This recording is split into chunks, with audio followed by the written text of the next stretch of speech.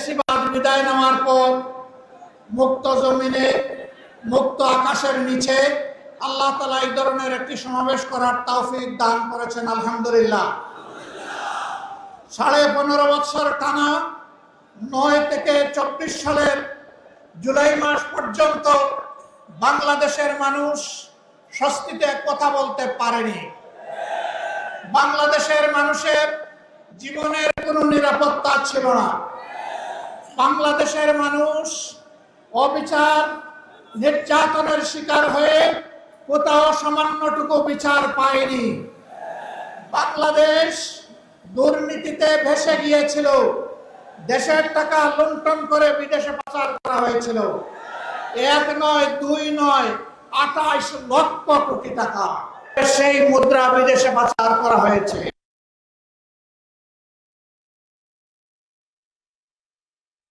করেছিল তাদের নিজেদের, আর তারা রাস্তাঘাট এবং দালান তৈরি করেছিল রোডের বদলে বাঁশ দিয়ে।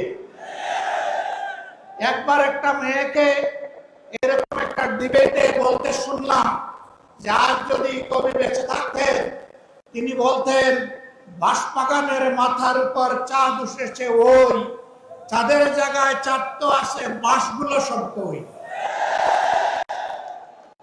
সব বাঁশ উদা হয়ে গিয়েছিল। সম্মানিত দেশবাসী, আমাদেরকে উন্নয়নের গল্প শোনাতো, বলতো বাংলাদেশ এখন সিঙ্গাপুর, বাংলাদেশ এখন কানাডা। হ্যাঁ, বাংলাদেশ কানাডা হয়েছে তাদের জন্য। সম্মানিত বন্ধুগণ, এই ফেসিবাদ শুধু প্রতিপক্ষ রাজনৈতিক দলকে আঘাত করে নাই, তারা বড় আঘাত দিয়েছিল আলিম উলামার উপর। হেফাজতে ইসলামের নেতারা সারা দেশে অন্যায়ের বিরুদ্ধে প্রতিবাদ করেছিলেন। আল্লাহ এবং আল্লাহ রসুলের বিরুদ্ধে কিছু সংখ্যক বেয়াদব প্রকাশ্যে চর্চা করেছিল, তাদের জবাব দেওয়ার জন্য শান্তিপূর্ণ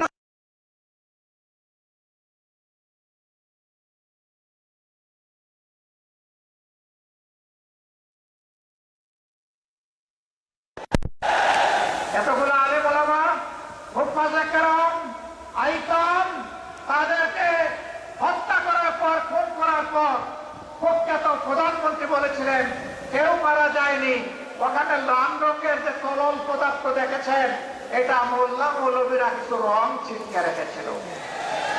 লজ্জা! মানুষ খুন করার পরে আবার মানুষের রক্ত নিয়ে উপহাস, এটি ছিল তাদের বৈশিষ্ট্য। এরা রক্ত হাতে করে ক্ষমতা এসেছিল, আর রক্তাক্ত হাত নিয়ে ক্ষমতা থেকে বিদায় নিয়েছে।